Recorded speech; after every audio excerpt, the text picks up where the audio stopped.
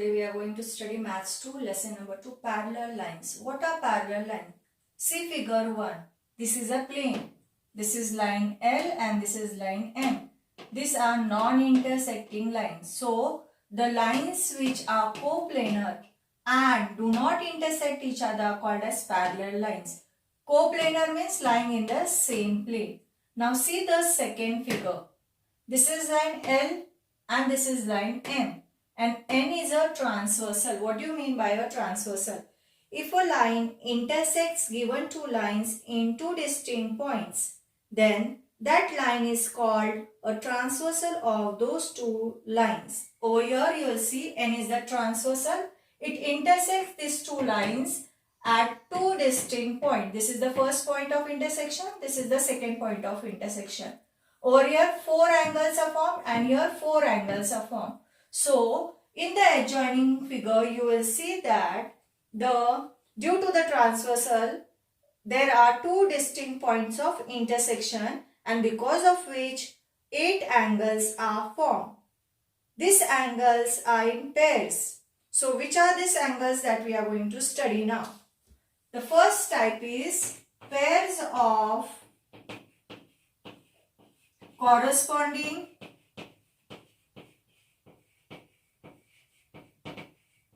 angles.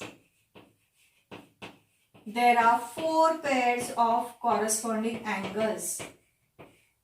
What do you mean by corresponding angles? If the arms on the transversal of a pair of angles are in the same direction and the other arms are on the same side of the transversal, then it is called a pair of corresponding angles. Now we'll write down the names. The first pair, angle A, angle E. Angle A, angle E. Second pair, angle B, angle F. Angle B, angle F. Third pair is angle D, angle H. Angle D, angle H. And the last pair is angle C, angle G. Fourth pair is angle C and angle G. Now, the next type of angles that are formed because of the transversal are called as pairs of alternate angles. Second type of angles are pairs of alternate angles. Now, what are alternate angles? Pairs of angles which are on the opposite side of transversal and their arms on the transversal show opposite directions is called a pair of alternate angles. Now there are two types of alternate angle. The first type is interior alternate angles. Now we'll write down the names. Angle C, angle E. Angle C, angle E. Second pair is angle B, angle H. Next type is exterior alternate angle. Exterior alternate angles. We'll write down the names of these angles. Angle D and angle F. First pair is angle D, angle F. Second pair is A and angle A and angle G.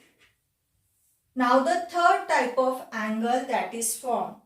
So there are pairs of interior angles. The third type of angle that is formed is pairs of interior angles.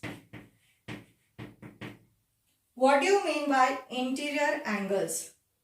A pair of angles which are on the same side of the transversal and inside the given lines is called a pair of interior angles. So we write down the names of this angle. First pair is angle B and angle E. Second pair is angle C and angle H. So student, these are the pairs of angles which are formed because of the transversal. How many angles are formed? 8 angles are formed because of the transversal. So you write down this in your classwork book.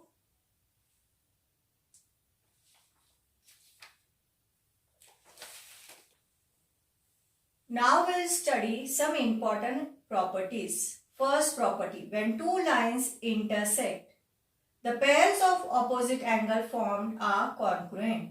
See the first figure. This line L and this line M are the intersecting lines, and because of which opposite angles are formed. Angle A is opposite to angle C. Angle B is opposite to angle D. Now, according to this property, when two lines intersect, the pairs of opposite angle formed are congruent. So, angle A is congruent to angle C. Angle B is congruent to angle D.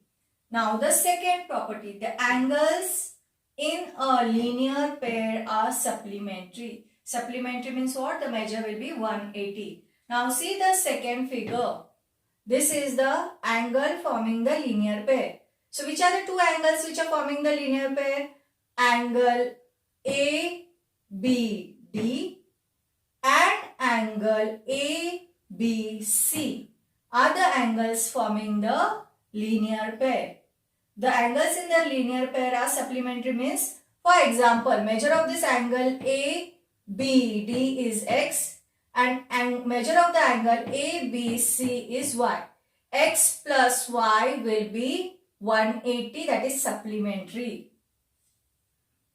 Now the third property is when one pair of corresponding angles are congruent, then all the remaining pairs of corresponding angles are congruent. We know that because of the transversal, 4 pairs of corresponding angles are formed. Over here, which is the first pair? Angle A and angle E. Angle B and angle F. Angle D and angle H.